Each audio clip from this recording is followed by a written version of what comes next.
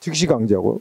그러니까 직접 강제하고 즉시 강제하고 용어가 좀 헷갈리지만 즉시 강제는 급박해서 의무부과 없이 하는 거고 즉시 강제는 직접 강제는 의무를 부과해 놓고 불이행이 있을 때 하는 거고, 그지? 그 차이가 있는 거죠. 알아두고요. 당연히 법률에 근거 있어야 되고 강제니까. 그러나 일반법은 없습니다. 이게 통일된 법이 없고 몇몇 법률에 개별법에만 예외적으로 도입하고 있습니다. 그래서 동그라미 3번이죠. 동그라미 3번에 직접 강제 예외 들어진 거 이거 중시. 그래서 박스 안에 불법 체류 외국인 강제 퇴거시키는 조치 제일 많이 나오는 게 이번에 영업소 강제 폐쇄시키는 조치죠. 응? 이게 제일 시험에 나왔다 그러면 이걸 제일 많이 예를 들고요. 네, 세 번째 집회 참가자, 집회 시위 참가자 강제 해산 조치. 네 번째 강제 예방 접종. 응? 이런 게 예를 들어집니다. 근데 예를 들어서 강제 예방 접종 한다. 우리 코로나 때 예방 주사 맞는 건 의무는 아니었죠.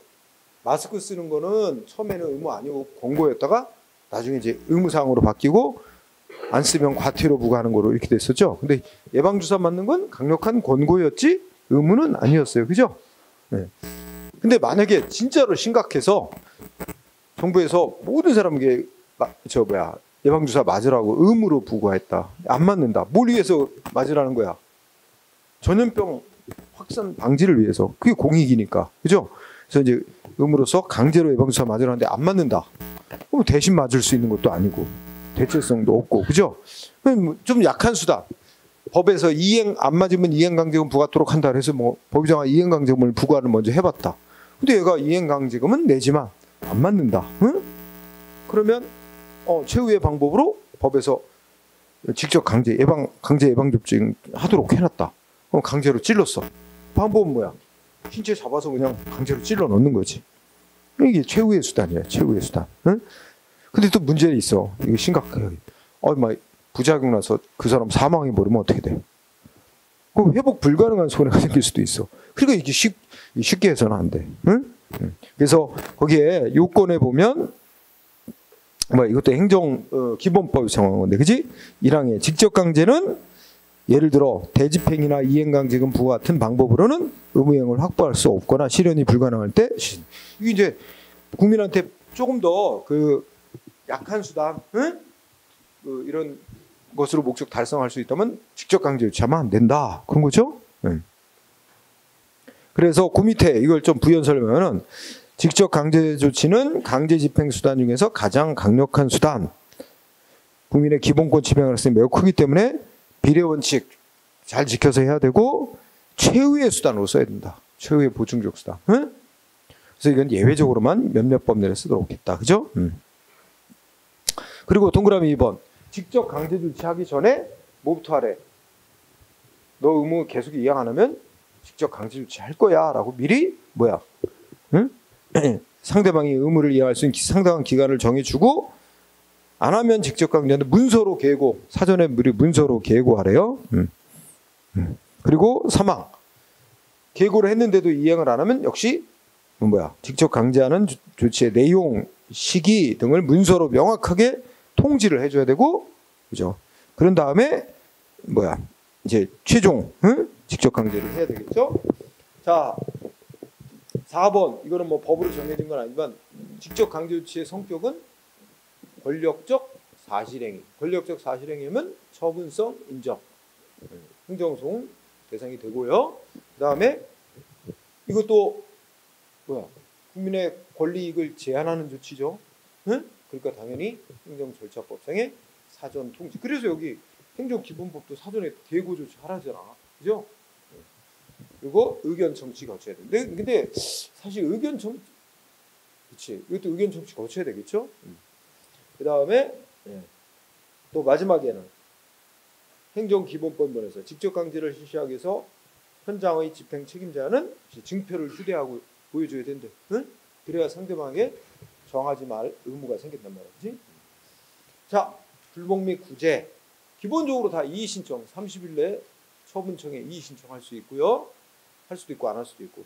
행정심판소 다 처분. 아까 직접 강제 조치는 권력적 사실행위로서 처분성 인정, 행정심판 소송 대상이 될 수 있음. 그렇지만 대상은 될 수 있는데 문제는 뭐야? 금방 끝나는 게 대부분. 응? 비행기 태워버리는 거 뭐 금방 불법 체류 태워버리는 거 금방 끝나는데, 그렇지? 이거 뭐 취소해달라고 소송할 시간도 안 나오겠네, 그죠?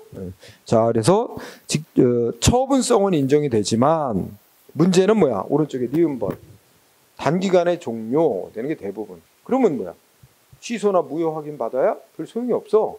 그러니까 재판할 실익이 별로 없다. 소액이 부정되는 경우가 많아. 그러면 결과적으로 이렇게 단기간에 실행이 끝난 경우 같은 경우는 실질적으로 피해자의 구제 방법으로 남는 건 손해배상입니다. 그죠? 피해에 대해서 돈으로 뭐 그런 얘기 그냥 이론적으로. 그리고 상대방은 이제 정당 방위를 할 수 있다. 응? 그러니까 예를 들어서 뭐 아까 예방주사를 강제로 놓으려는 거에 대해서 알고도 이렇게 했다. 이런 거는 이제 만약에 위법한 것이었다면, 응? 위법한 조치에 대해서는 공무원 측이 그러니까 상대방이 일정 그 범위 내에서 저항하는 행위는 공무집행 방해죄가 성립되지 않고 정당 방위로 인정. 공무집행 방해가 되려면 공무원의 직무수행위가 적법이어야 돼. 적법한 공무집행에 저항할 때만 죄가 되는 게 공무집행 방해죄야. 그럼 위법한 공무집행이라면 저항을 해도 죄가 성립되지 않는다는 거예요. 응? 정당 방위로 이제 인정될 수 있죠. 저항하는 거 읽고 지나가면 돼요. 자, 그다음에 그래서 직접 강제는 별로 내용은 별로 안 나오고 예만 잘 알면 거의 풀 수 있어. 응?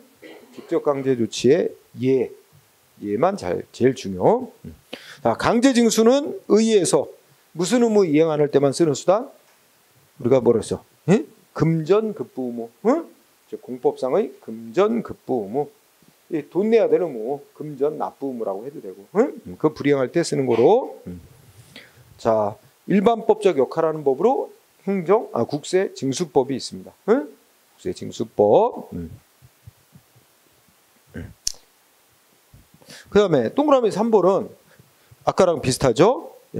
저기 공유 일반 재산의 대부료 연체를 납부게 돼. 자, 여기 보면 그 공유 일반 재산 대부하는 거 있지? 지방자치단체 소유 재산인데 대부하고 팔고 매각한다 그래. 이거 다 뭐야? 사법상 계약이야. 근데 사법상 계약으로 정해진 의무 이행을 안 한다?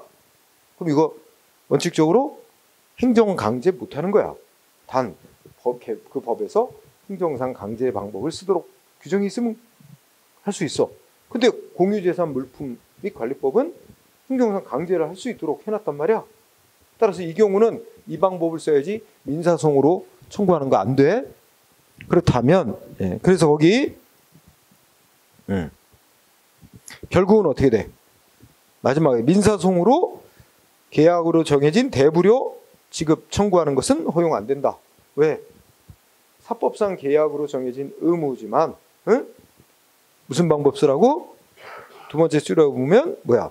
지방세 체납 처분에 따라 강제징수할 수 있도록 해놨으니까 세금 강제징수 방법 쓰도록 해놨으니까 그렇다는 거예요. 자, 절차 강제징수 절차를 보면 국세징수법이나 뭐 지방세 징수법 다 똑같습니다. 4단계 절차를 거칩니다. 그죠? 두 번째 줄 끝에 압류, 매각, 그죠? 압류, 매각, 청산. 추심은 그냥 따라가는 거야. 압류, 매각, 청산. 그 첫째 줄에는 독촉. 그래서 이제 4단계야. 독촉. 그래서 앞글자 따서 할 때는 뭐 도감, 매청 그러고 외우더라고. 독촉, 압류, 매각, 청산. 그리고 그 독촉 다음에 요 압류, 매각, 청산 요 나머지 3단계 절차를 체납 처분. 체납 처분이라고도 부릅니다. 처이납.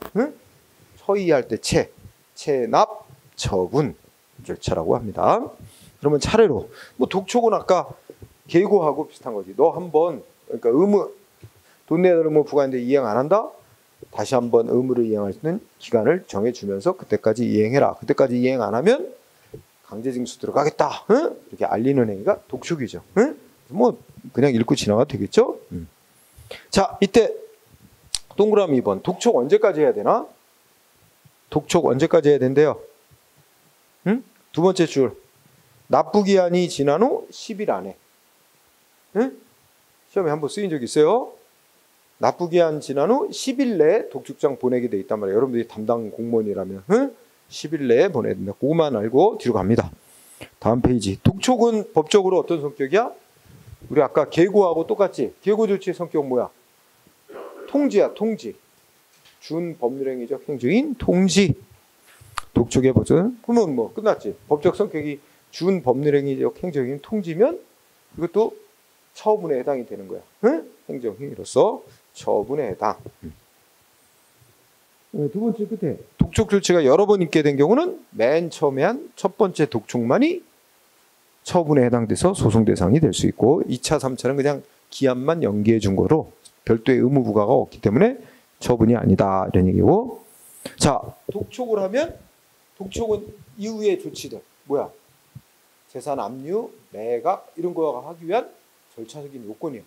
독촉 없이 바로 재산 압류 들어가거나 그러면 절차를 위반한 것이 되고 위법으로 취소 사유에 해당됩니다. 응? 그래서 당연한 얘기고 그 다음에 국가가 세금 받을 권리가 있는데 세금 징수할 권리가 있는데 몇 년간 징수 안 하면 국가의 징수권 없어지죠? 5년. 그러니까 세금을 부과해놓고 납부를 안 하고 있는데 5년 동안 징수를 안 하면 징수권이 없어져서 못 거둬요. 그러면 5년 지나기 하루 전에 독촉장 보내면 이미 지나간 기한은 꽝. 다시 5년 또 시간을 벌지. 응? 그게 소멸시효 중단의 효과 아니야. 그래서 독촉을 하면 소멸시효를 중단시키는 효과가 있습니다. 응? 자, 니은번 판례는 독촉을 안 거치고 바로 재산 압류한 조치 위법인데 무효로 본다, 취소 사유로 본다. 취소 사유로 보고 있습니다. 응? 네, 취소 사유로. 그 다음에 두 번째 단계 압류. 재산 압류는 의의를 읽어봅시다. 독촉받고도 이행 안 하면 두 번째 의무자의 재산에 대해서 밑줄 사실상 및 법률상의 처분을 금지시키는 겁니다. 사실상의 처분이란 뭐 부숴버리거나 갖다 버리거나 이런 거 못하게 하는 거고 법률상의 처분은 누구를 주거나 누구한테 주거나 뭐 팔거나 이런 거 못하게 하는 거예요. 응? 그래서 사실상 및 법률상의 처분을 금지시키는 행위. 그래서 재산을 보존하는 행위죠. 예, 읽고 지나가고 법적 성질은 압류 조치, 권력적 사실행위. 그러면 뭐 논리적으로 이제 끝났지. 권력적 사실행위는 처분에 해당하는 거예요.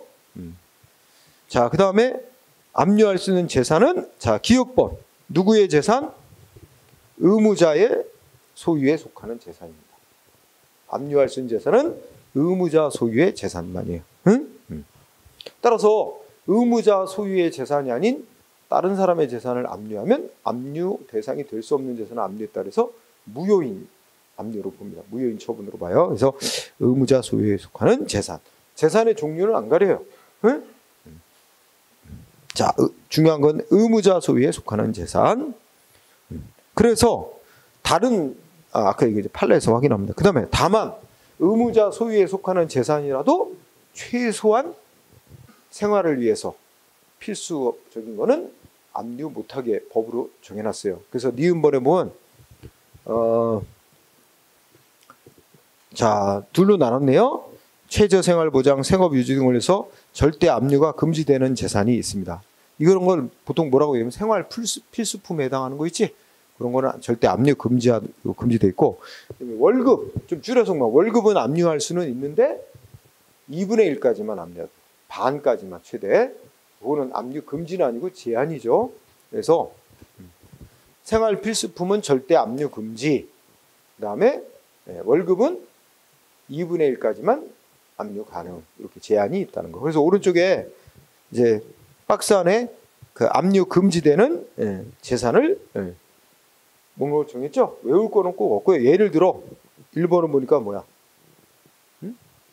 그 가족들이 일상생활하는데 없어서는 안 될 옷, 의복, 침구, 가구, 주방기구 등 생활 필수품. 그죠? 그럼 또 압류 못하는 거. 2번. 아이고야. 3개월간 먹고 살 식료품. 응? 세 번째는 인감 도장, 하여튼 도장, 응? 도장 같은 거 압류 못하겠고, 그 다음에 또 뭐야? 제사 지내고 하는데 필요한 물건, 비석 이런 거, 그죠? 그 다음에 뭐야? 뭐 여덟 번째 웃겨 외울 필요 없어. 뭐 훈장 이런 거, 상장 이런 거. 그 다음에 뭐야? 공부하는데 필요한 서적, 응? 뭐 이런 거. 발명이나 저작에 관한 것으로서 아직 공표가 되지 않은 거, 아직 공표가 안 됐으면 재산권으로의 성질이 없다고 보는 거야. 응? 그러니까. 하여튼 뭐 이런 거 옛날에는 문제를 아주 한 20년 전에는 이거 갖고 문제를 낸 적도 있어. 지금은 안 내니까 그냥 생활 필수품은 압류 못한다. 그리고 맨 밑에 나가면 뭐야? 급여 채권 그리고 월급은 압류는 할 수 있는데 2분의 1까지만 초과하면 안 된다. 응? 뭐 이런 규정이 있다는 거 참고로 보고요. 자.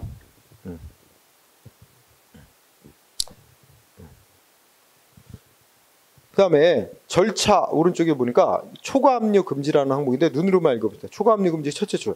자, 세무서장은 세금을 징수하기 위해 필요한 재산, 세금을 징수하는 데 필요한 재산 이외의 재산까지 압류할 수 없다. 응? 다만 이게 분리가 될 수 없는 그런 성질의 재산이야. 응? 그런 경우는 압류할 수 있다고 돼 있고, 압류와 담당하는 세무공무원은 압류할 때 목록 있잖아. 압류한 재산 목록 이런 거 압류 조서를 작성해야 되고, 또 압류하기 위해서 필요하면 무슨 수색할 수 있다고 돼 있고, 이거는 시험에 직접적인 건 아니까 한 번씩 읽고 지나가세요. 참고로 보세요. 관심을 가지면. 그 다음에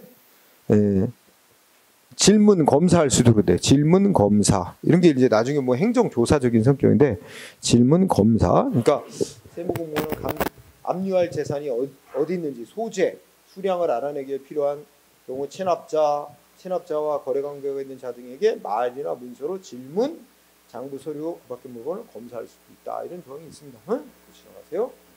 그리고 압류, 수색, 질문 검사할 때는 뭐야? 공무원증, 응? 이거 다 신분증 보여주고 해야 된다. 응? 참고로 그냥 읽고 지나가세요. 자, 압류를 하면 어떤 유력이 있을까요? 압류된 재산에 대해서는 처분의 제한을 해서 압류된 재산에 관해는 누구한테 줄 수 없어요. 양도 또 뭐야 제한 물건은 뭐 담보로 제공하고 이런 거 못하는 거야. 담보 제공 같은 거 못하고 그 다음에 뭐 그 밖에 처분할 수 없다. 그죠?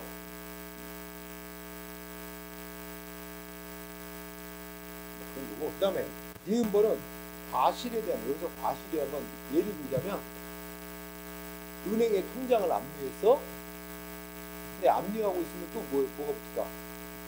이자가 붙지. 이자 같은 경우는 이제 법으로 과실이라고 해요.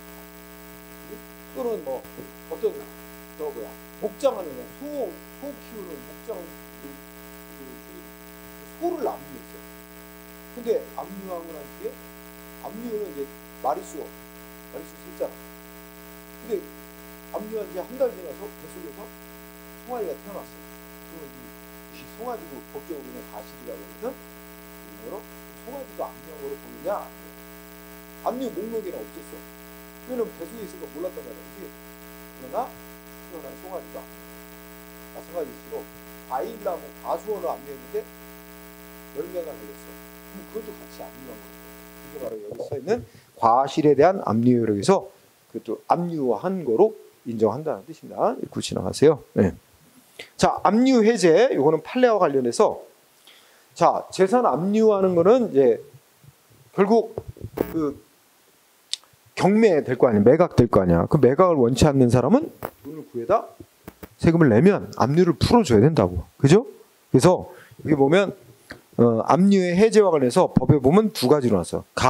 기역, 필요적 해제. 그러니까 이거는 필요적이란 말은 의무적으로 이러이러한 압류 조치가 있은 뒤에 이러이러한 사유가 생기면 필수적으로 압류를 풀어줘야 된다 이거고. 그다음에 그 밑에 니은범 박스 밑에 임의적 해제 사유니까 이러이러한 사유가 생겼을 때 세무서장은 압류를 해제해 줄 수 있다. 그지? 이거는 이제 재량이잖아. 그지?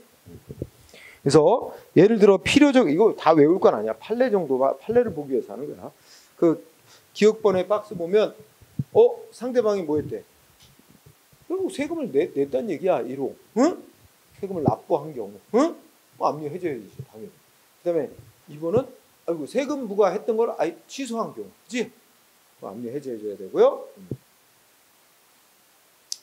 그다음에 뭐 3번은 뭐 다른 방법으로 하여튼 세금이 징수된 거야.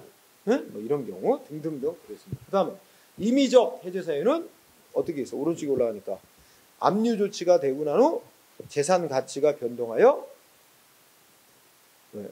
세금 납부해야 될 전액을 현저히 초과한 경우. 그러니까 와 뭔가 압류한 재산은 상대 무슨 뭔가 재산을 압류했는데 압류한 후에 원래는 압류할 때는 재산 가치가 한 100만 원 정도로 보고 압류했는데 이게 뭐 1억이 돼 버렸어. 압류한 뒤에, 그지? 이러면 이건 해줘야 돼. 너무 과도한 압류가 돼 버렸으니까 그런 얘기가 해줘야 줄 수 있는 거고. 그다음에 세금의 전부는 납부하면 필수적으로 압류 해제해야지만 세금의 일부가 납부된 경우에는 압류 해제해 줄 수도 있다. 뭐 이런 겁니다. 외우지 말아요.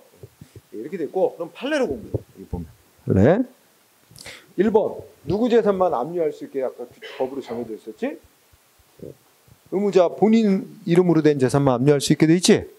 그럼 여기는 납세 의무자가 아닌 다른 사람 재산, 제3자 타인의 재산을 압류했다면 그 압류 조치는 뭐라고?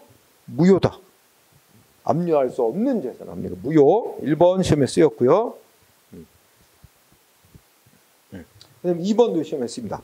자, 재산을 압류했는데 그 재산 가치가 징수할 세금액을 초과한다는 것만으로는 그 압류 조치를 당연 무효라고 할 수는 없다. 응? 그러니까 뭐 아까도 말했죠. 뭐 분리될 수 없는 물건이 있다면, 그죠? 압류할 만한 재산 가치가 나가는 게 하나밖에 없고, 거둘 세금액은 100만 원인데, 그 딱 압류할 만한 가치가 있는 재산 가치가 있는 건 딱 하나인데 1억짜리 그림이야. 그러면 이게 차익이 너무 크잖아. 이러면 비례 원칙에 위반될 수도 있는데 예외적으로 아까 같이 뭐야? 압류할 재산이 그것밖에 없고, 뭐 재산 가치 차이는 나더라도 이게 분리될 수도 없는 물건이요. 그러면 그 압류했다고 해서 그 무효라고 할 수는 없지. 응? 그러니까 그래서 단순하게 그냥 가격 차이가 많이 난다. 그것만 가지고 당연 무효라고 할 수는 없어. 무효라고 하거나 취소 사유인 위법이 있다고 하려면 다른 요소들이 또 고려됐을 때 그런 거야. 응? 그러니까 단순히 가격 차이가 많이 난다는 것만 갖고는 당연 무효라고 할 수는 없다. 3번은 우리 앞에서 공부했다. 자, 세금 부과하도록 한 근거 규정이 위헌 판정이 내려졌대. 그러면 우리가 여기 첫째 줄에 보면 그 세금 부과 처분은 뭐라고? 취소 사유. 그지? 취소 사유가 된다 그랬지? 근데 두 번째 줄은 뭐야? 이미 세금 부과하도록 한 법률 위헌 판정이 난 이후에 안 내고 있는, 그러니까 취소 사유니까 세금을 안 내고 있는 자는 일단 세금 부과 처분이 효력이 유지되니까 세금을 납부해야 될 의무가 있는 거 아니냐? 그래서 안 내고 있다. 그럼 강제 징수 할 수 있다 없다? 못한다. 강제 징수하는 건 세금 부과하도록 한 법률 규정 위헌으로 결정났는데 그 위헌으로 결정난 법률을 실현하는 결과가 돼버리기 때문에 그건 허용될 수 없고, 응? 그래서 두 번째 법률에 대해 세금 부과하도록 하는 근거 법률 위헌으로 결정난 이후에 세금 징수권을 집행하기 위해 새로이 체납 처분 들어간 거 할 수 없는 거고, 체납 처분 들어갔다면 재산 압류 막 들어갔다는 얘기야. 이거는 당연 무효다. 응? 이거 다 공부했어요. 1권에서. 즉 행정위 하자 공부했대. 한 거예요. 3번 알아두고요. 그 다음에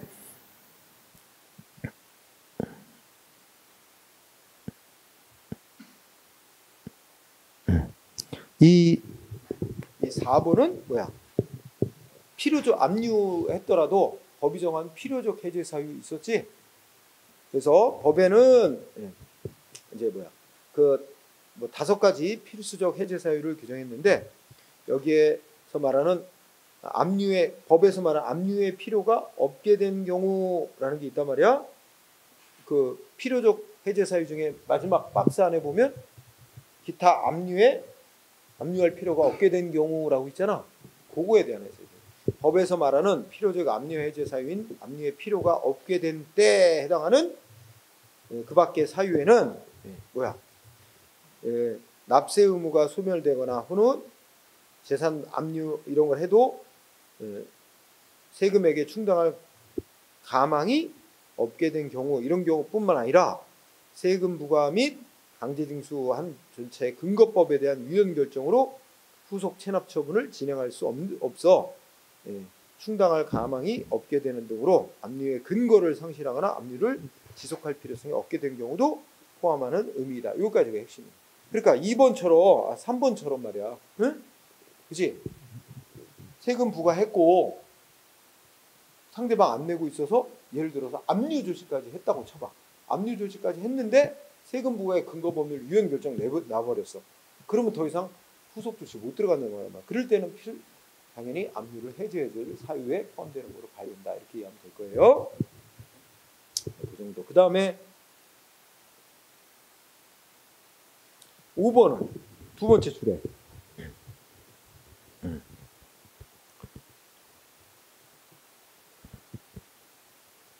세금 납부가 됐대. 세금이 납부가 됐다면 어떻게 돼? 아까 법이 정한 필요적 압류 해제 사유지. 압류를 해제해 조치해줘야 되는 거지. 아니, 세금이 납부됐다고 압류가 당연히 무효로 되는 건 아니지. 응? 무효로 된다면 압류 조치가 중대 명백한 위법이 있을 때 압류부이지. 이거는 압류 조치가 문제 없이 됐다고 치고 세금을 내면 그냥 압류를 자동으로 풀리는 건 아니야. 행정청이 압류 해제를 해줘야 되는 거지. 응? 그래서 어쨌든 세금이 납부된 경우에는 그 압류는 필요적으로 해제되어야 하지만 세금이 납부됐다는 이유만으로 압류 처분이 당연 무효가 되는 건 아니다. 응? 이것도 알아두면 좋겠고, 그 다음에 6번도 참 앞에서 했는데, 자, 재산 압류를 하기 위해서 세무공무원이 뭐였다? 여러 가지 수색을 했어요. 근데 뭐야? 압류할 만한 재산을 못 찾아냈어. 응? 그랬어도 우리 행정기관 측에서 압류 조치를 실행을 안 한 건 아니야. 우리가 아까 뭐였지? 독촉도 그렇지만 이 압류 조치는 강력한 권리 행사예요. 압류 조치를 하게 되면 아까 말한 국세징수권의 소멸시효 중단의 효과가 생기는 거야. 그렇지? 그러면 압류 조치를 했는데 압류할 만한 재산을 못 찾았다 하더라도 압류 조치에 따라 발생하는 소멸시효 중단의 효과가 없어지는 거 아니다. 응? 옛날에 했을 거야. 6번도 공부하고. 그 다음에 7번도 공부해야 된다. 그지? 자, 첫째 줄 뭐야? 압류 처분은 체납 처분에 기한, 즉 압류 처분은 첫째 끝에 압류 등기와는 구별되는 것. 응? 그러니까 압류 처분한 거 압류해놓고 압류됐다는 걸 이제 등기부 등본에다가, 응? 즉 법원에 이 장부인 거기다가 압류 등기됐다는 걸 기재, 응? 등록해 놓는 거. 이건 별개다. 응? 그러니까 압류 등기는 할 수도 있고 안 할 수도 있어요. 행정기관이 법원에다 압류 등기 신청을 해갖고 압류 등기까지 해놓을 수도 있어. 근데 압류 처분과 압류 등기는 별개다. 그래서 두 번째 줄, 압류 등기된 거 말소해달라고 청구하는 건 압류 처분 그 자체의 무효를 청구하는 거로는 볼 수 없다. 별개니까. 응?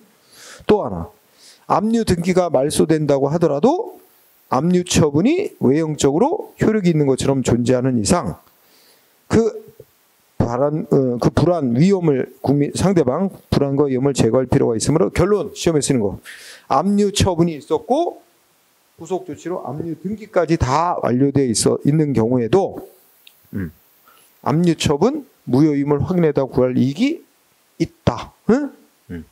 이게 시험에 쓰이는 겁니다. 응? 그러니까 압류 등기가 격려되어 있는 경우라도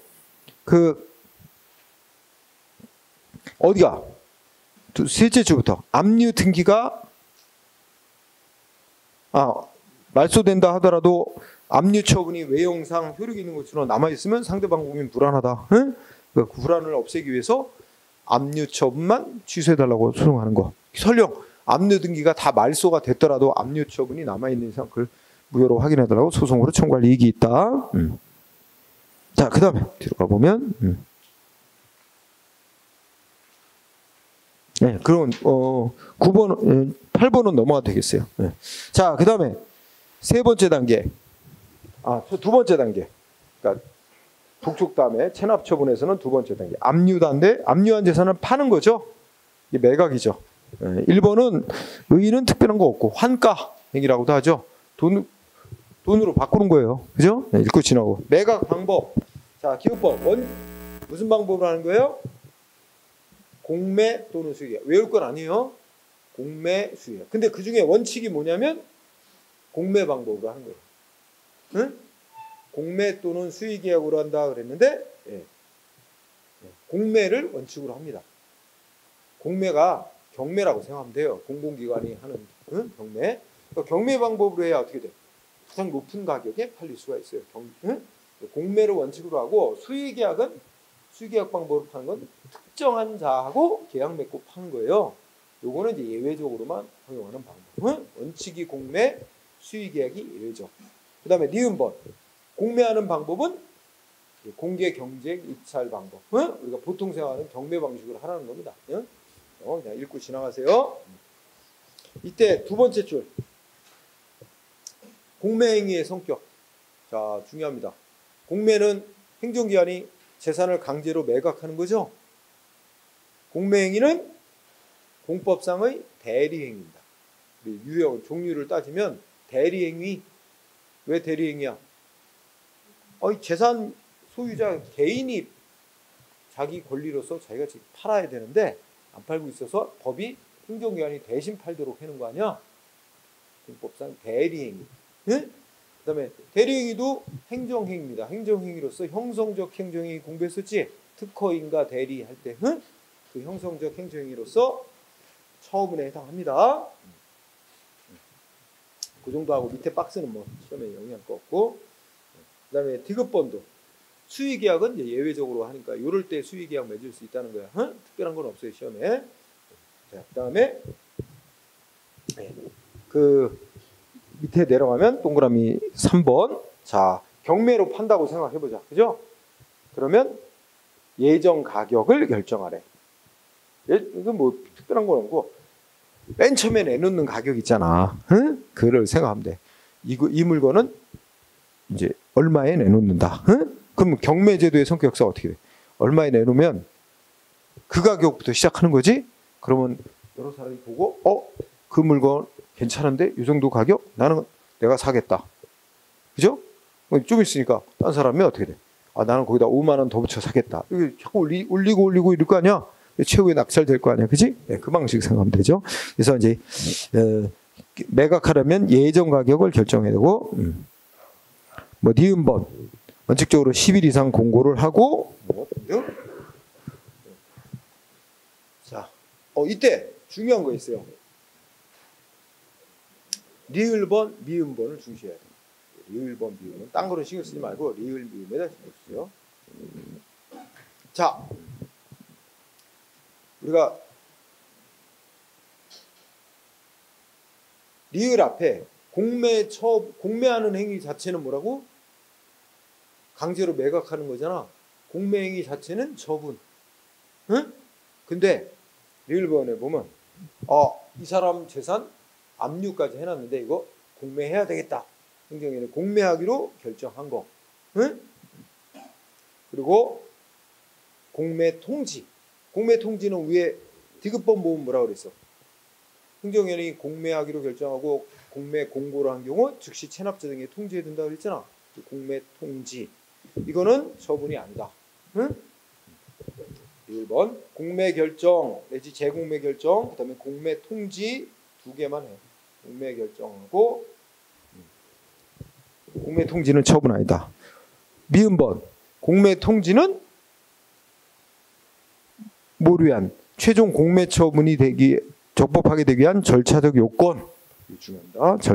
공매 통지는 공매 처분이 적법하게 되기 위한 절차적 요건. 그 다음에 이거 나옵니다. 행정청이 공매 처분하면서 체납자 등이 공매 통지를 안 했거나 했더라도 적법하게 안 했다면 이거는 절차상 흠이 있는 공매 처분이 돼서 위법인데, 위법 정도는 무효는 아니고 취소 사유다. 무효는 아니다. 그래서 우리가 이 강제 징수 절차 보면 이제 쭉 내려오면 독촉을 한 뒤에 체납 처분으로서 재산 압류를 하고 압류한 재산을 매각을 하는데, 여기서 매각하는 방법으로 공매를 한단 말이야. 매각. 그 다음에 청산 이런 절차로 갔는데 요 매각 방법으로서 공매 행위 자체는 이건 처분. 강제로 재산 팔아넘겨서 권리 변동을 가져오는 거야. 응? 처분인데 요 사이 있죠. 요 사이. 압류를 해놓고 강제로 팔기 전에 요 사이에 하는 게 뭐라고? 여기서 지금 말하는 공매 통지라고. 응? 즉 A의 재산을 압류했다. 그러면 A에게 압류해놓고 좀 납부하나 기다려봤는데 계속 안 된다. 그러면 너 재산 압류한 재산 공매로 팔기로 결정났다라고 통보를 해주라는 거야.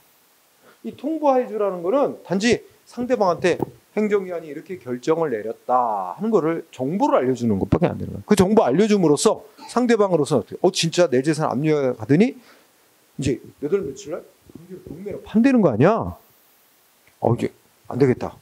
내 재산 강제로 팔리는 걸 원치 않는다면 뭐 어디서 돈을 구해와서든 납부할 기회를 주는 거야. 응? 그러기 위해서 그런 결정됐다고 알려주는 의미밖에 없는 거지. 상대방한테 무슨 새로운 의무를 부과한다 이런 건 없는 거란 말이야. 그렇지? 다만 법에서 이 공매 처분을 하려면 이 공매 통지를 하도록 해놨단 말이야. 이걸 안 하고 공매 처분 바로 들어가면 공매 처분은 절차를 안 거치고 한 게 돼서 위법이지만 그렇다고 무효까지는 아니다. 취소 사유다. 이렇게 보는 거죠. 그 다음에 그 밑에 매수인 제한, 공매 등의 대행 이런 것 시험에 별로 영향가는 없어. 응? 세무 공무원 할 것도 아닌데. 그러니까 매수인 제한은 이 재산 압류하고 이런데 참여한 공무원은 자기가 그 공매 이 물건으로 나온 거 내가 사겠다 이거 못 사게 하는 거야. 응? 그런 거고. 또 예술품 같은 거라든지 이런 전문성이 있어야만 팔 수 있는 그런 압류한 재산이 그런 거라면 전문 기관에 이제 공매를 대행하게 할 수 있도록 허용하고 특별한 거 없고 판례로 정리합시다. 판례로 보면 뭐야? 자, 1번 키워드 주어는 공매. 그죠? 공매. 강제로 경매로 파는 조치는 공권력 행사로서 소송 대상이 되는 행정소송 대상이 되는 처분이다. 응? 그 다음에 두 번째 번째. 그걸 자르고. 자, 이런 공매에 의해서 재산을 매수한 자, 재산 산 자, 응? 공매를 통해서 재산을 매수한 자는 자기가 이제 경매에 참가해서 자기가 제일 높은 가격을 손해서 자기가 그 재산을 이제 사게 됐어, 소유하게 됐어, 그죠? 근데 뒤늦게 뭐가 났어? 공매 처분이 취소가 돼버렸대. 그러면 공매 처분이 그 취소한 처분이 위법이라고 주장하면서 행정소송으로 다툴 자격이 있다. 응? 왜냐면 취소 처분 때문에 자기의 또 법률상 이익을 침해받는 자에 해당이 된다는 거예요. 그지? 그러니까 소송으로 싸울 자격이 있다. 그래서 여기 두 가지 들어있죠. 행정청이 하는 공매 조치는 처분이고, 그 다음에 공매 처분에 의해서 재산을 매수한 자는 행정청이 공매 처분 없던 일로 취소해버리면 불이익 있는 자에 해당돼서 소송으로 다툴 자격이 있다. 응? 2번은 어떨까? 2번은 키워드가 뭐야? 첫째 줄. 공매하기로 한 결정 그 자체. 공매하기로 한 결정. 응?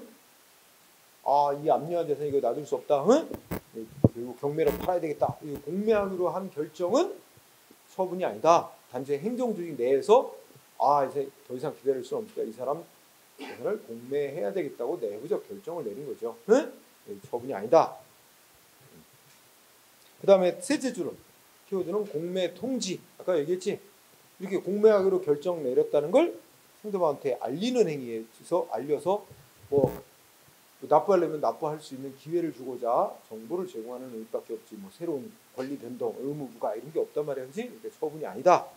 나타내는 판례고. 뒤로 가면 3번도 뭐 나왔어? 키워드가 첫째 끝에 재공매키로 한 결정. 그지? 그러니까 한번 공매하기로 결정 내렸고, 그래서 어떻게 했어? 실제 공매를 했어. 그래갖고 아까 예정 가격 얼마, 이 재산 100만 원 이래갖고 이제 내놨는데 아무도 안 사. 아무도 자기가 사겠다고 신청하는 사람이 없어. 이런 경우는 이제 유찰된다 그러지. 그래서 그러면 어떻게 돼? 1차 공매를 했는데 아무도 사는 사람이 없어서 종결됐어요. 그 다음에 가격을 좀 더 낮춰.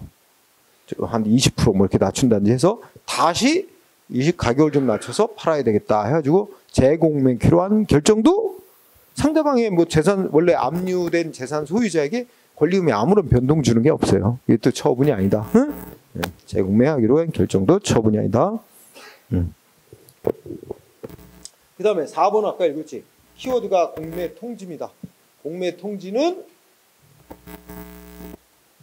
정보를 알려주는 데 의미가 있어. 그죠? 그리고 그래서 공매 통지 그 자체는 처분은 아니지만 그 뒤에 행해지는 공매 처분이 적법하게 되기 위한 절차적 요건으로 규정되어 있다. 응? 따라서 이 공매 통지를 안 했거나 제대로 하지 않은 채 공매 처분했다면 후속 공매 처분은 절차상 하자 있는 처분이 위법이 되는데 위법의 효과는 무효는 아니다. 아까 취소에다가 그거를 잘 나타내주는 거고요. 아 그리고 이제 4번 끝에 보면 뭐라고 했어? 체납자는 자기에 대한 공매 통지의 하자만을 들어 후속 공매 처분이 위법이라고 주장할 수 있을 뿐 다른 권리자에 대한 공매 통지에 하자가 있다는 이유를 들어 공매 처분이 위법이라고 주장하는 것은 허용되지 않는다. 응?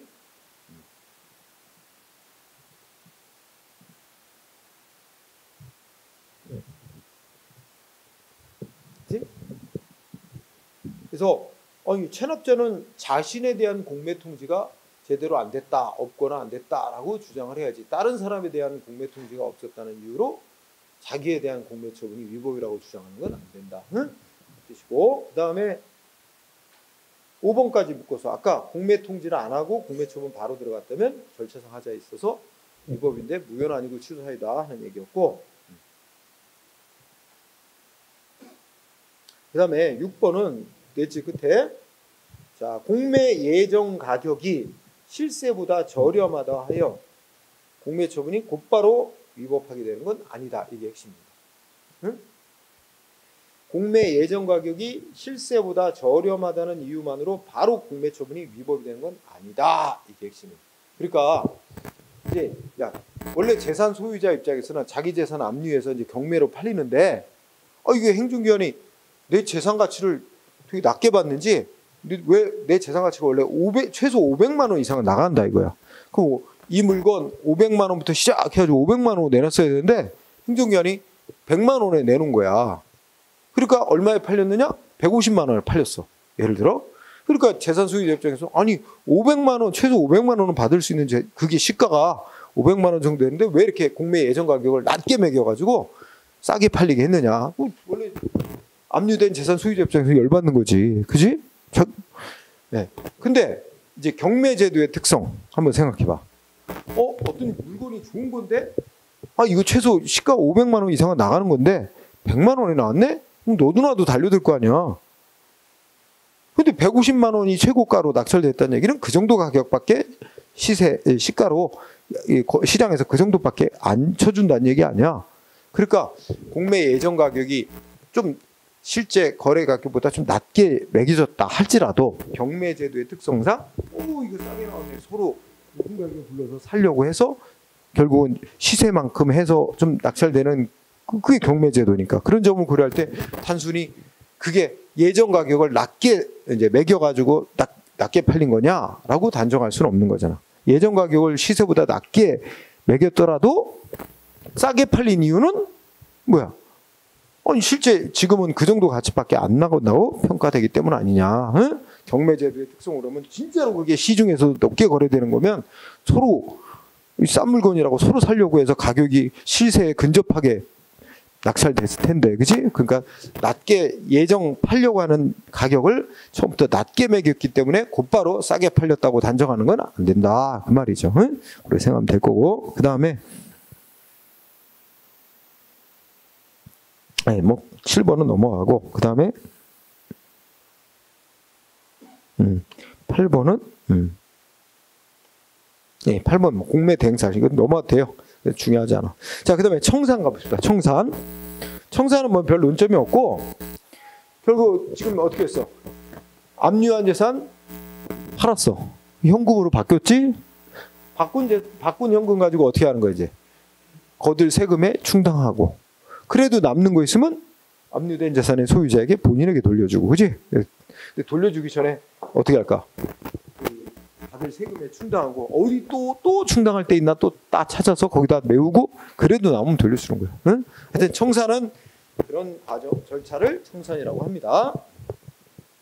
그래서 두 번째 줄 끝에 다 이렇게 배분하고 남은 금액이 있으면 체납자, 즉 원래 의무자에게 지급하는 거죠. 그 사람 재산이니까. 근데 이게 딱 한 번인가 어느 시험에서 이렇게 하는 거예요. 그 배분하고 남은 금액이 있으면 국고로 기속된다. 이렇게 지문이 있었던 것 같아요. 응? 아직. 자, 이때 동그라미 이번에 셋째 줄. 자, 이게 그 팔아서 현금으로 바꿨지. 그 배분 순위가 있어요. 응? 맨 처음에 뭐부터 뗀다? 응? 셋째 줄. 아니다. 셋째 줄이 아니라 셋째 줄에 국세 및 강제로 징수한 비용은 다른 공과금이나 그 밖의 채권에 우선하여 이게 제일 1순위예요. 응.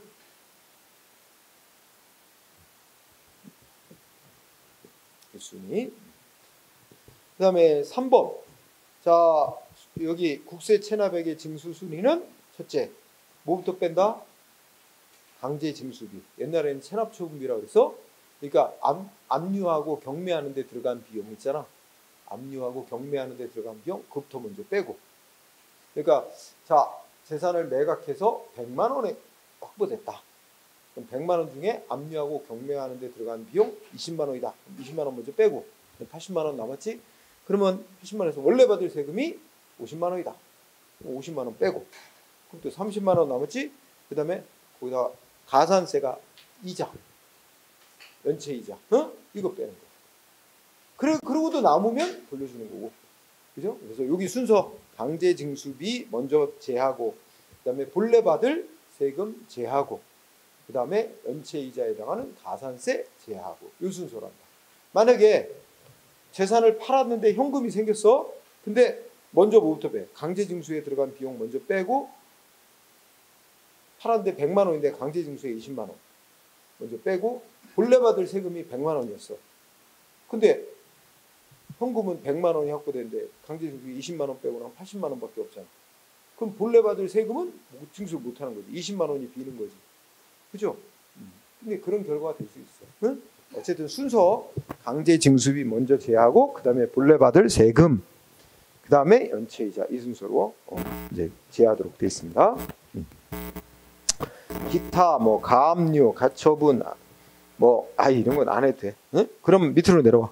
불복 및 구제. 강제징수당한 국민의 입장에서 보면 강제징수당한 국민의 입장에서는 뭐야? 뭐 할 수 있느냐? 바로 행정소송 못 갑니다. 응? 그래서 행정심판. 근데 1번 보면 어떻게 돼 있어?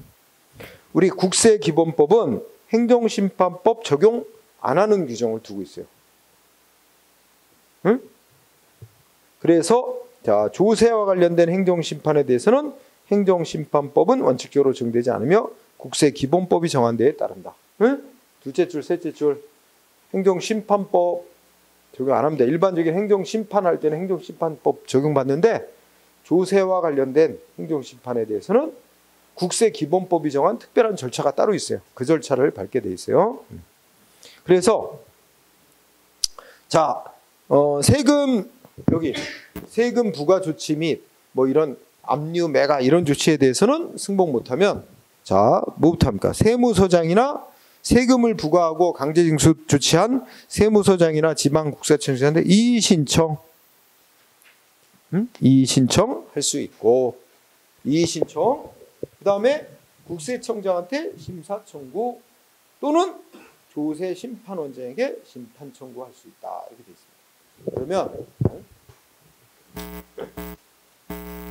간단히 하면 예를 들어서 세무서장이 A에게 자 세금을 부과했고 과세 처분을 했고 납부 안 한다고 강제징수 조치를 했다. 응? 이렇게 되면 와, 압류, 매각 뭐 이런 거 했다 그러면 A는 여기에 승복 못하면 어떻게 된다? 자, 이의 신청이란 걸 할 수 있대. 이의 신청. 응? 이의 신청. 그죠? 응. 이거 누구한테 하는 거야? 국세청장한테. 응? 국세청장에게 이의 신청. 그 다음에 또 뭐 할 수 있대? 또는 네, 둘 중에 그러니까 뭐야? 뭐한테? 심사 청구할 수 있대. 심사 청구. 근데 심사 청구는 누구한테? 응? 심사 청구 뭐 있어요? 국세청장한테 하는 거지? 응? 아, 여기 이의 신청이 이의 신청은 세무서장한테 하는 거야. 아, 처분한 행정청에게 이의 신청을 하고 국세청장한테 심사 청구를 하고 아니면 또는 뭐야? 심판 청구 할 수 있대. 심판 청구. 심판 청구는 누구한테 하는 거야? 여기 우리 국무총리 산하에 조세 심판원이라고 있어. 조세 심판원에 심판 청구를 하는 거야. 근데 요거는 또는이니까 둘 중에 하나 선택. 그래서 그 다음에 어떻게 돼? 행정소송으로 과세처분이나 강제징수한 조치 취소해달라 이런 행정소송을 제기하지. 그런데 이렇게 할 수 있는데 여기서 이의 신청은 꼭 해야 돼? 안 해도 돼? 요거는 해도 그만 안 해도 그만. 이건 임의적 절차. 임의적인 절차입니다. 임의적. 그러니까 할 수도 있고 안 할 수도 있고. 근데 소송에 앞서 반드시 요거 아니면 요거는 하나 선택을 해서 결정을 거쳐야만 소송할 수 있어. 그러니까 요거는 필수적이에요. 필수적인 절차. 필수적. 응? 필요적이라고도 얘기를 하죠. 근데 둘 중에 하나를 골라서 택해서 거쳐야 돼. 응? 그래서 제일 길게 가면 세무서한테 이의 신청하고 뭐 이거 둘 중에 하나 하고 그래도 못 이기면 소송 이렇게 다 갈 수 있고 근데 요건 안 되지. 여기 대해서 곧바로 소송 가는 건 안 되고 요거 아니면 요거 중에 하나를 골라서 거친 후에 소송 가야 돼. 여기서 구제받으면 소송 안 가도 되지만 그래서 밑에 쌍가루 2번 그 페이지에 144쪽에 뭐 있어? 행정소송. 필요적 행정심판 전치주야. 그죠? 근데 행정심판, 이의신청은 이제 임의적이고 필요적으로 행정심판 거쳐야 되는데 둘 중에 하나를 골라서 거치는 거예요. 응? 그래서 여기 1번 첫째 끝에 국세청장한테 심사 청구를 하든가 응? 또는 조세심판원장에게 심판 청구를 해서 둘 중에 하나 이 결정을 거치지 아니하면 소송 제기한다고 못한다고 명시돼 있어요. 응? 그래서 그게 핵심이고 결국은 반드시 거쳐야 되는 건 둘 중에 하나입니다. 응? 심사 청구 또는 심판 청구 중에 하나. 이의 신청은 안 해도 되고. 그 다음에 밑으로 쌍가루 3번 하자의 승계 문제는 우리가 다 배운 거니까 여기 과세처분에 취소 사유는 위법이 있다고 강제징수 절차에 승계된다고 주장하는 거 안 된다. 달리 말하면 강제징수 조치는 뭐 이 재산 압류를 취소해달라고 하면서 그에 앞선 과세처분에 취소에 해당하는 위법이 있다는 이유를 들어 재산 압류 처분 취소해달라고 주장하는 거 허용될 수 없어. 그죠? 다만 과세처분이 무효면 그냥 자동차로 승계돼서 무효로 만들지만 무효가 아닌 경우를 얘기하는 거죠. 다만 강제징수 절차 간에는 다 동일한 하나의 목적을 위해서 행해지는 연속된 조치라 해서 하자 승계 인정에 다 배운 거죠. 그래서 하자의 승계 문제부터 체크하고 그다음에 뭐 쌍가루 4번은 뭐 별 논점도 안 되고 5번도 논점도 안 되고 특별한 거 없어요. 응? 판례로 확인해 봅시다. 자, 1번은 자, 성업공사. 응? 지금은 이름이 바뀌어서 한국자산관리공사로 이름이 바뀌었는데 성업공사가 뭐 했대? 공매 처분했대. 그러면 성업공사가 처분청인 거죠? 응? 근데 이 공매 처분할 권한이 어떻게 됐어? 세무서장이 권한을 위임한 거야. 응? 그죠? 그러면 우리가 권한이 위임되면 피고는 수임청이 되는 거야. 수임청의 권한이니까 이제. 응? 그래서 성업공사가 피고가 돼야 된다는 게 핵심인 겁니다. 원래 권한을 갖고 있던 세무서장은 자기가 공매 처분할 권한을 위임을 해줬잖아. 성업공사에게. 그러니까 성업공사가 처분권자가 되는 거예요. 수임청이 돼서. 따라서 이 공매처, 자기 재산 공매한 거 위법이라고 취소해달라고 행정소송하려면 피고를 누구로 해야 되냐면 세무서장이 아니라 성업공사를 피고로 소송해야 된다. 응? 그 다음에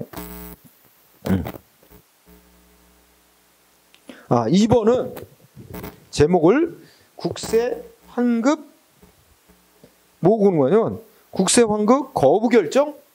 응? 딱 잘라 나오지는 않는데 셋째 줄에 국세 환급 결정이나 국세 환급 결정을 내려달라는 신청을 받고 환급 거부 결정한 거. 그지? 그러니까 이렇게 생각해봐. 자, A라는 사람이 있는데 세금 부과를 받고 세금을 낸 거야. 납부를 했어. 납부한 뒤에 무슨 생각이 들어? 이 세금 부과 조치 이거 무효인데 괜히 납부했다 이거야. 그래갖고 뭐 한 거야? 무효인 세금 부과인데 내가 납부한 돈은 국가가 부당이득을 얻은 거다. 그러니 어떻게 되래? 내가 낸 세금 돌려줘 하고 세무서장한테 신청. 그럼 세무서장이 돌려줄게 하고 결정을 내려야 이 사람 돌려받을 권리가 있는 거야? 응? 세무서장이 환급해준다고 결정을 내려야만 내가 환급받을 권리, 돌려받을 권리가 인정되는 거야? 아니에요. 안 내도 세금 부과 조치가 무효였다면 안 내도 되는 거고 납부한 순간부터 나는 돌려받을 권리가 발생하는 거야. 응? 그죠? 그런데 그냥 편의상 세무서장한테 내가 낸 세금 돌려달라고 신청을 해보는 거지. 그래서 세무서장이 인정하고 돌려주면 그냥 가볍게 끝나는 거고 간단히. 안 돌려주면 어떻게 돼? 환급 못 해줘 거부 결정. 그런다고 해서 내가 돌려받을 권리가 없는 건 아니고 없어진 건 아니거든. 처음부터 내가 잘못 납부한 시점부터 내가 돌려받을 권리가 있는 거야. 따라서 어떻게 돼? 세무서장이 못 돌려주고 거부해도 세무서장의 거부 결정을 갖고 소송으로 싸울 필요가 없는 거야.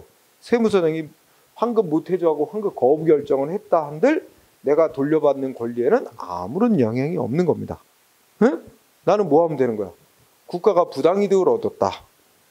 부당이득 반환 청구, 민사소송으로 국가를 상대로 해서 돌려달라고 반환 청구 소송을 민사소송으로 제기하면 들립니다. 국가에서.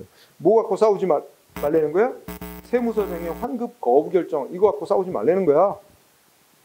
달리 말하면 세무서장이 돌려달라는 신청 갖고 거부 결정을 내린다 한들 그 거부 결정에 의해서 상대방이 돌려받을 권리에 아무런 영향을 받지 못한다는 거예요. 영향을 안 준다는 거예요. 응? 그 앞에 문장이 그런 얘기 쓰는 거야. 응?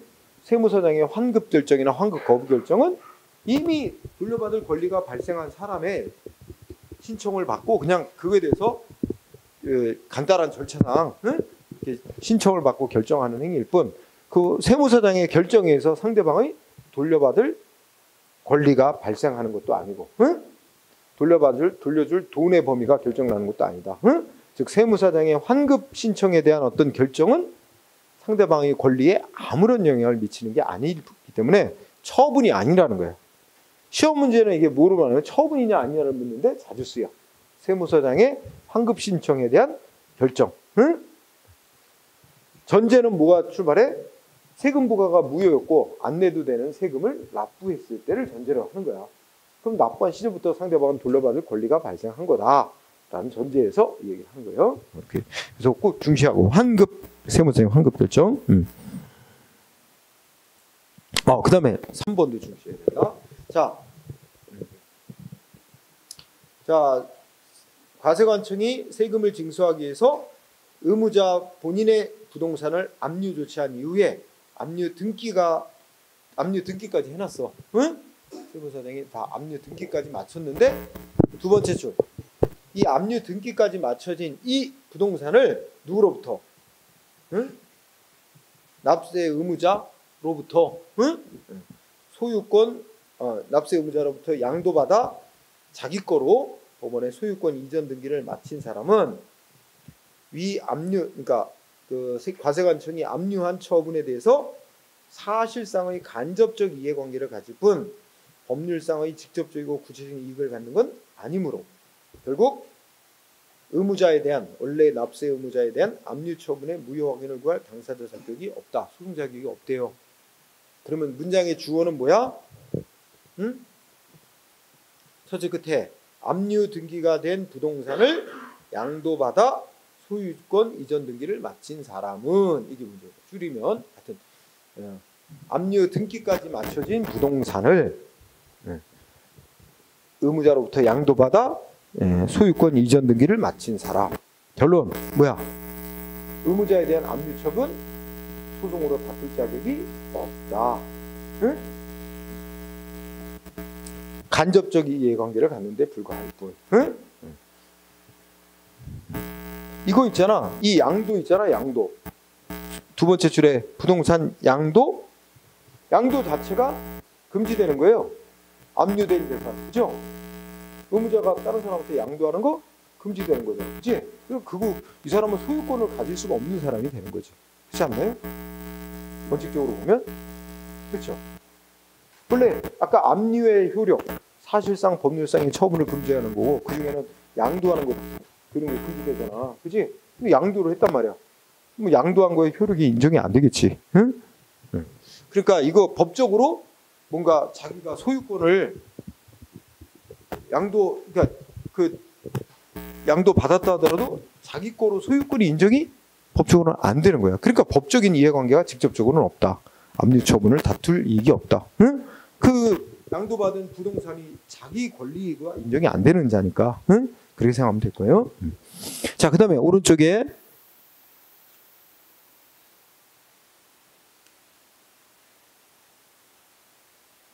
그거는 뭐 이 밑줄 친데 보니까 뭐라 그랬어?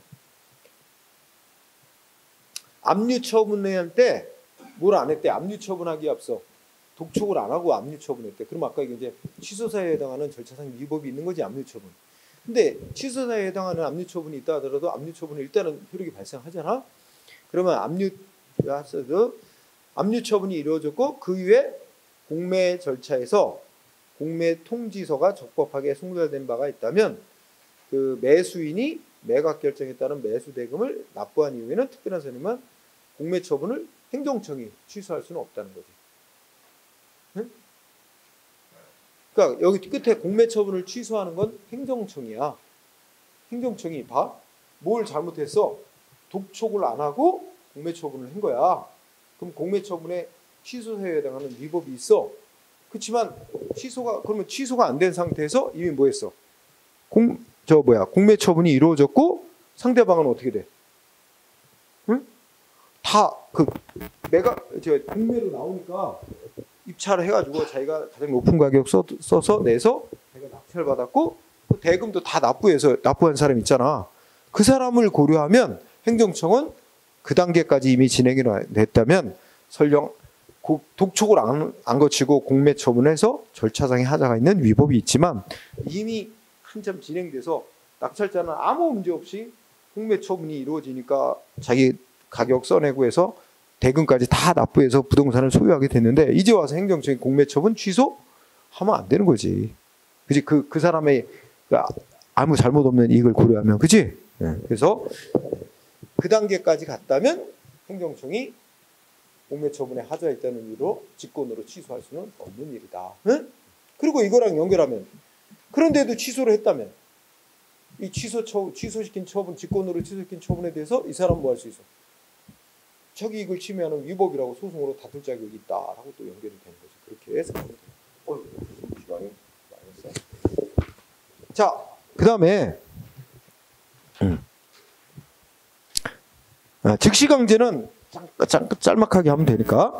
자, 145쪽에 즉시강제. 자, 의의를 읽어볼까요?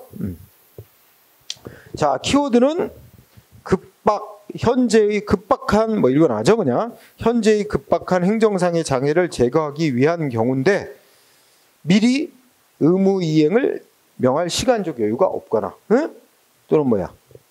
성질상 의무를 명해하는 것만으로는 목적 달성이 곤란할 때. 두 가지 경우네요. 응? 의무를 부과할 그러니까 미리 의무 이행을 명할, 그러니까 의무를 부과할 시간 여유가 없다든지, 두 번째는 뭐야? 의무를 부과하는 것만으로는 목적 달성이 곤란하다든지, 그죠? 이럴 때 곧바로, 셋째 끝에 곧바로 국민의 시에서의 실력을 행사해서 행정 목적 달성하는 조치를 즉시 강제라고 한다. 특별한 건 없어요. 2번은 뭐 하는 거야? 강제 집행과 즉시 강제를 비교한 거죠. 뭐에 중요한 차이점이 있어? 사전에 의무를 부과하고 불이행 기다려서 하느냐 아니냐 그 차이잖아요. 아까 다 한 거고 넘어가고. 그러면 우리가 즉시 강제에서 가장 중시해야 될 부분은 예입니다. 예. 대표적인 예로서 이 즉시 강제도 뭐 대인적 즉시 강제, 대물적 즉시 강제, 뭐 대가택적 즉시 강제 이런 식으로 구분하지만 별로 그렇게 중요하게 보지 마. 그냥 다 즉시 강제 주로 보면 돼. 그래서 사람에 하는 게 대인적 즉시 강제고, 그렇지? 물건에 대해서 하는 게 대물적 즉시 강제고, 그렇지? 뭐 가택이나 영업소 등에 대해서 하는 게 대가택적 즉시 강제다. 이렇게 생각하면 되고, 구체적인 예. 자, 대인적 즉시 강제의 대표적인 예는 1번 보호 조치라는 게 있습니다. 응? 미아, 병자, 부상자 등 경찰관이 주로 합니다. 미아, 병자 등의 보호 조치. 그다음에 격리 피난 등 위험 발생 방지 조치, 범죄 예방 및 제지 조치, 그다음에 경찰이 장구나 무기 사용하는 조치, 그다음에 2항은 강제 입원 격리 수용 조치, 응? 그다음에 3번은 원조 강제. 응? 예를 들어 화재 현장에서 그 소방 책임자가 이 소방 인력이 모자라, 그러면 급박한 상황, 그러면 어떻게 돼? 구경하는 그 옆에 시민들 강제 동원해서 불 끄게 할 수 있어. 이게 원조 강제하는 거, 도우라고 강제하는 거. 불응하면 과태료 처벌받아요. 응? 그래서 원조 강제. 최근의 문제 중에는 막 재난 뭐 일어났어, 그렇지? 그럼 거기에 긴급 후송 등 응급 조치 취하는 거. 응? 예를 들어 뭐 이태원 참사 일어났어. 그럼 막 거기 뭐야? 그 자리에서 막 그 응급 환자에게 신체에 대한 강제 조치를 하고, 그죠? 강제로 실어서 후송하고 이런 것들 들어갑니다. 이제 대물적 즉시 강제는 대표적인 게 흉기 등 물건의 임시 영치라 그래서 예를 들어서 정신질환자가 막 칼 들고 막 설쳐. 그럼 강제로 뺏어서 경찰이 보관하는 겁니다. 임시 영치라는 거예요. 응? 흉기 등 뺏어서 강제로 보관하는 거. 두 번째, 2번은 뭐 유해식품 물건을 압류하고 폐기하는 조치. 응? 이 정도면 돼요. 유해식품이라고 하면 뭐 마약이 발견되면 즉시 수거 폐기. 응? 또 뭐 우리가 불법 복제한 무슨 게임물 이런 거 발견하면 즉시 수거 폐기하는 거, 이런 것들이 다 이 류에 들어갑니다. 그 다음에 3항 이거 뭐 있어? 소방 활동에 방해가 되는 물건 등에 대한 제거 등 강제 처분. 응? 그러니까 대표적인 예로 소방 화재에 신고받고 지금 소방차 출동. 근데 길 막고 있는 차가 있어. 그럼 어떻게 해? 급하잖아. 그러면 막 그냥 다 제거. 옆으로 그냥 큰 차로 밀어버리고, 그리고 화재지나 인명구조 할 수 있는 거죠. 이게 즉시 강제. 그 다음에 재난 일어났을 때 응급조치 하는 거. 여기까지 보면 돼요. 자, 우리 밑에 판례 1번. 불법 게임물의 수거 및 폐해는 뭐야? 즉시 강제다. 이겁니다. 이거 한 줄이면 되는 거예요. 응? 그러니까 불법 게임물 제작 판매하는 현장에 급수. 그러면 가면 거기서 바로 불법 게임을 수거해서 바로 막 불태워버리거나 폐기하는 조치. 이거 대물적 즉시 강제다. 응? 그 다음에 2번 경찰관 직무집행법에 보면 경찰관은 뭐 하게 돼 있어? 뭐 길 잃어버린 어린애, 미아, 응? 병자, 부상자 등이 있는데 뭐야? 이 마땅한 보호자를 못 찾겠어. 그러면 일시 뭐 경찰서라든지 이렇게 데려다가 일시 보호 조치할 수 있어요. 응? 그거를 보호 조치라고 하면서 이거는 즉시 강제에 해당한다고 판결하고 있죠. 그 다음에 즉시 강제하려면 법에 근거가 있어야 되겠죠. 강제니까. 응?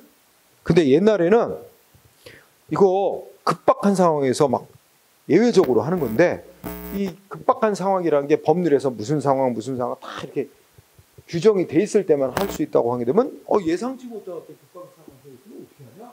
이거는 예상치 못한 일에 대처할 수 있도록 해서 법률에 근거 없어도 할 수 있는 거로 봐야 된다.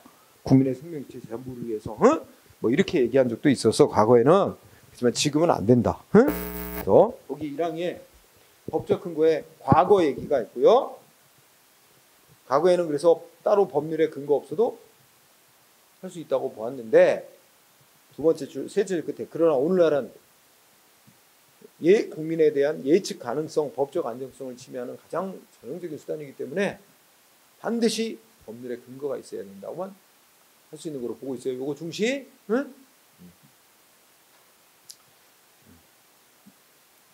동그라미 2번. 행정상 즉시강제 일반법은 없습니다.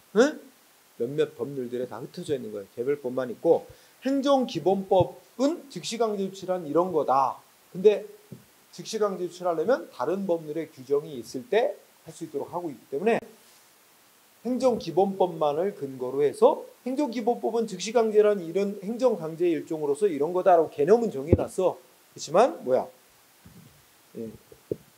다른 법률에서 즉시강제 조치에 대해서 규정이 있어야만 할 수 있는 겁니다. 따라서 결론은 행정기본법만을 근거로 즉시강제 할 수 없다는 마지막 부분이 핵심이에요.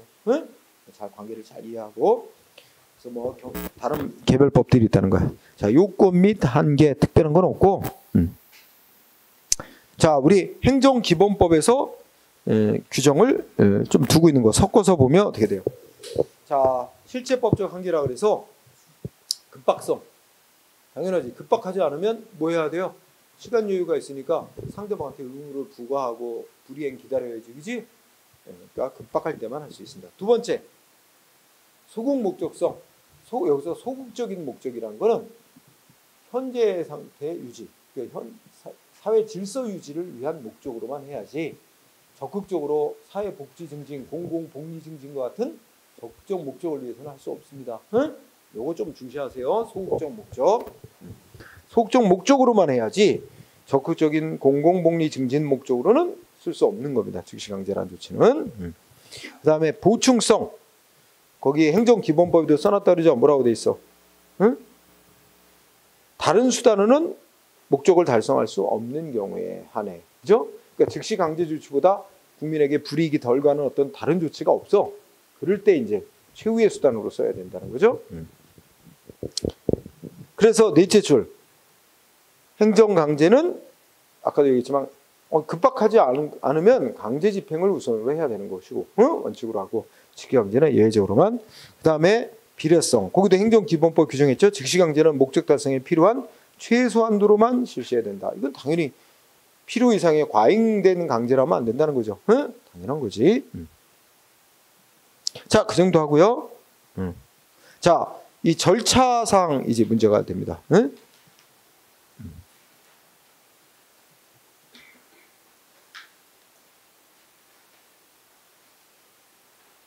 아, 이건 뭐? 1번 특별한 의미는 없어. 지금 읽은 거 판례에 다 들어있는 겁니다. 소극적 목적에서 필요 최소한도의 비례 원칙 지켜야 된다.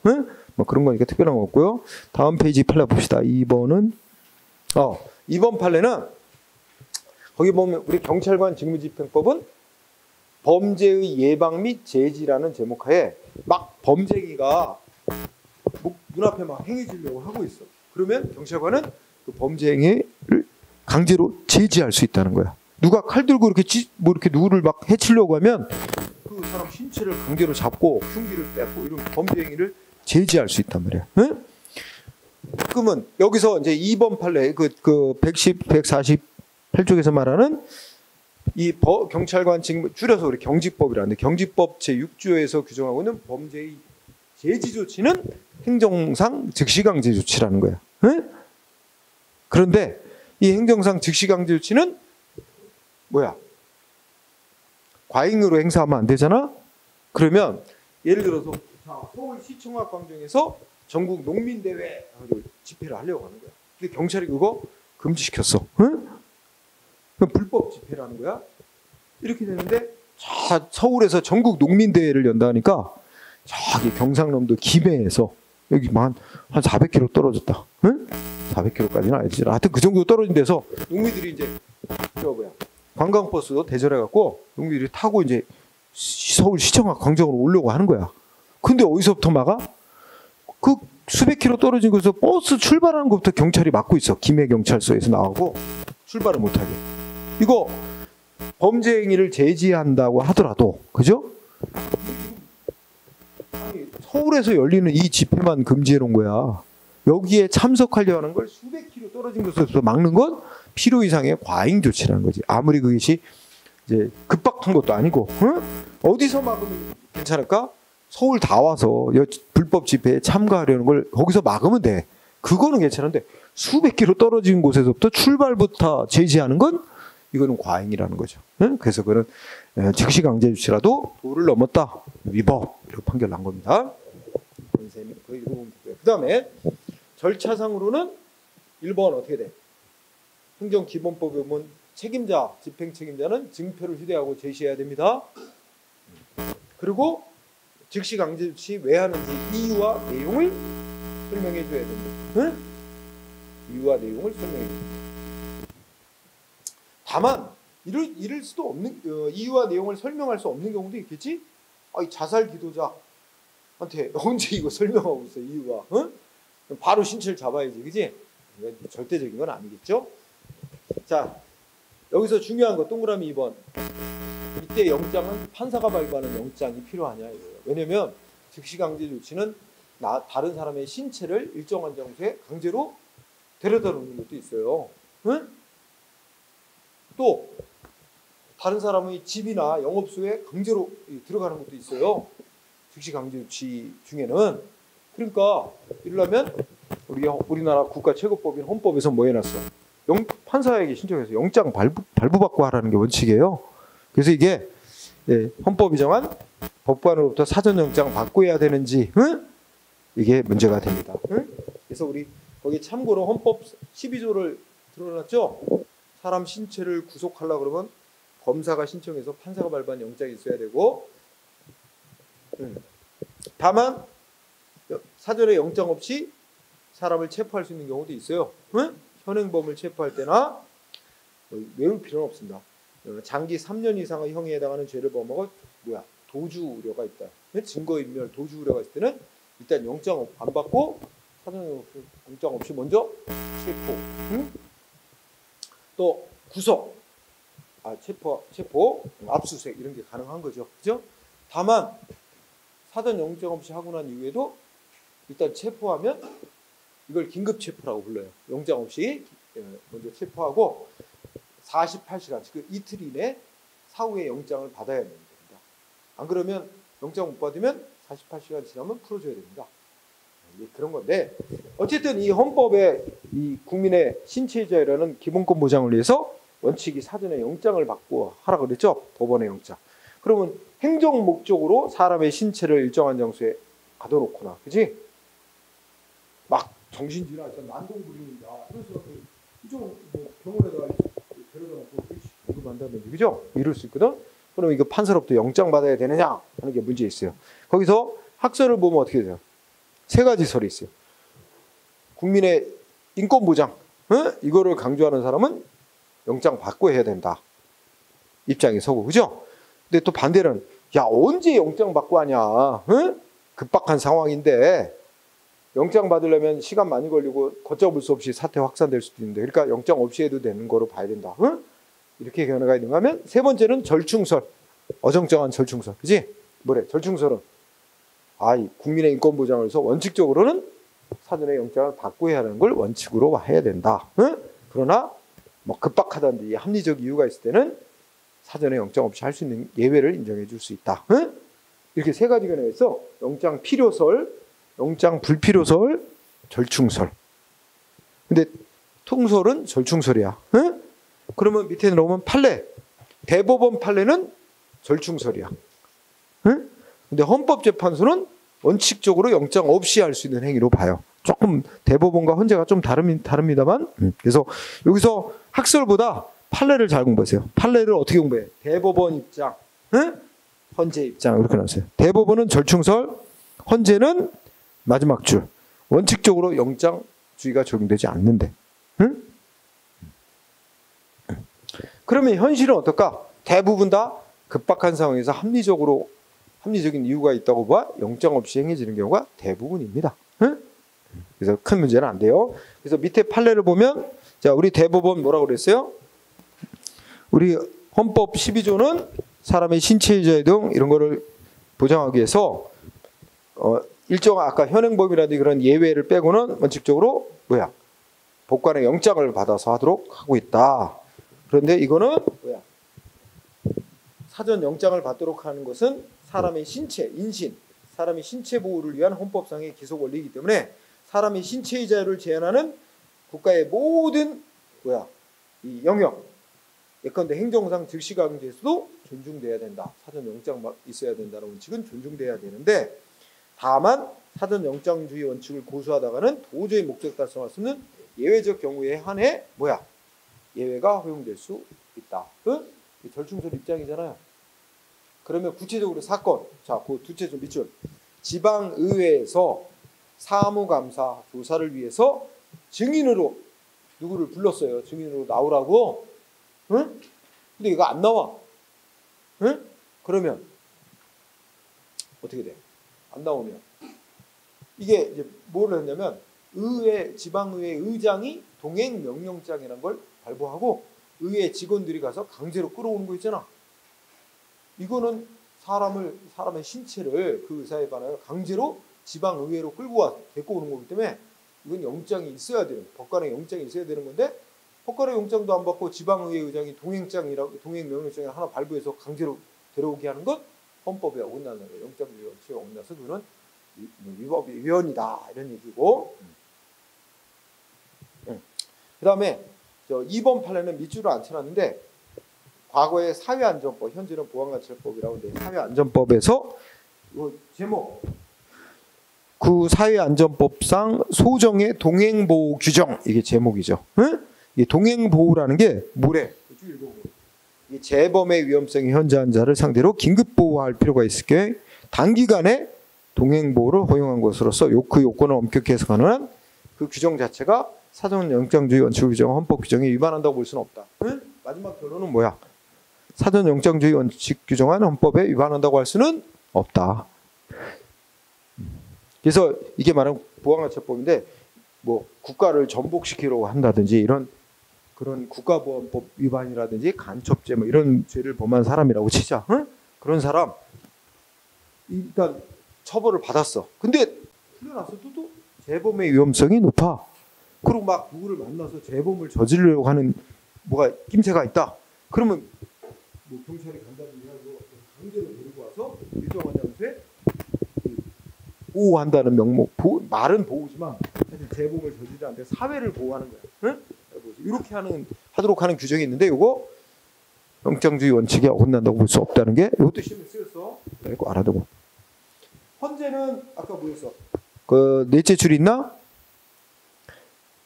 음반, 비디오물, 게임물, 그러니까 불법 게임물 수거 폐기하는 데 있어서 법률이 영장 없이 할 수 있도록 그렇게 규정하고 있는 거에 대해서 이거는 불법 게임물의 수거 폐기 조치는 행정상 즉시강제 조치인데 행정상 즉시강제 조치는 본질상 급박성을 요건으로 한다. 급박한 상황에서 언제 영장 받고 하냐? 응?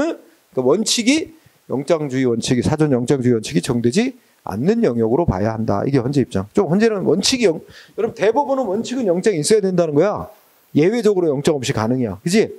근데 헌재는 행정상 즉시강제는 원칙적으로 영장주의가 적용되지 않는다는 입장이야. 응? 아주 약간의 차이가 있습니다. 자, 구제 간단하게. 행정기관이 적법한 즉시강제를 했다면 두 가지. 뭐가 있을까요? 한 가지.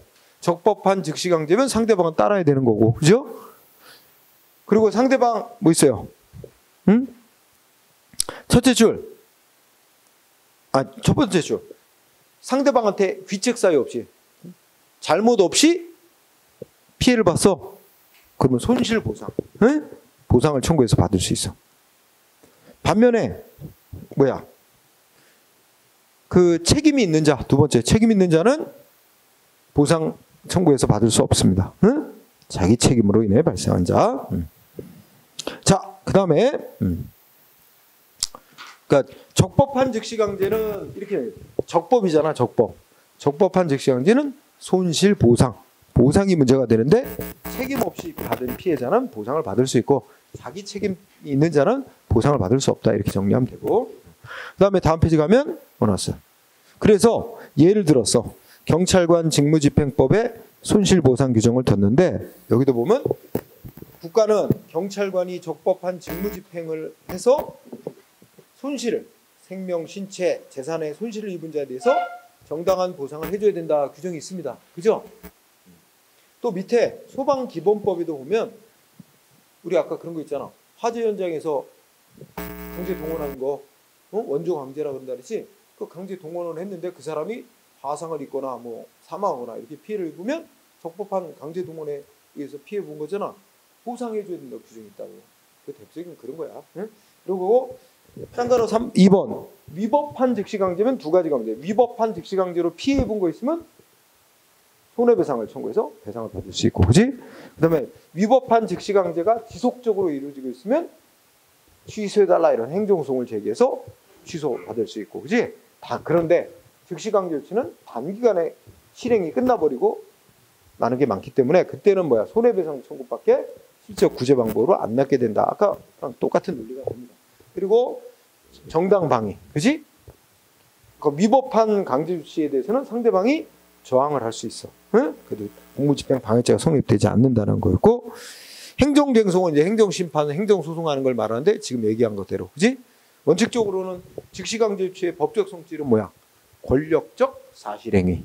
응? 권력적 사실행위면 처분에 해당. 행정심판 소송 대상으로는 할 수 있다. 그런데 대부분 다 실행이 짧은 시간 내에 끝나버리기 때문에 취소해달라 이런 행정소송할 소외이익은 없어서 각하되는 게 대부분. 그러니까 행정소송을 통한 구제는 어려울 것이다. 응? 그러면 소송을 통한 구제가 가능한 건 장기간 뭐 가둬놓는다든지 일정하는 이런 식으로 해서 지속적으로 행해질 때 그때는 취소송에서 취소 판결 받으면 풀려날 수 있으니까 그거는 이제 소외이익이 있어서 소송을 통한 구제 가능하지만 단기간에 끝나버리는 일에 대해서는 결국 손해배상밖에 실정 구제 방법이 안 낫게 된다. 그런 얘기입니다. 그 외에는 뭐 특별한 논점이 없어요. 응? 자, 그래서 직시강제 여기까지 하고 잠깐 쉬고 문제를 풀어보고 마무리하겠습니다.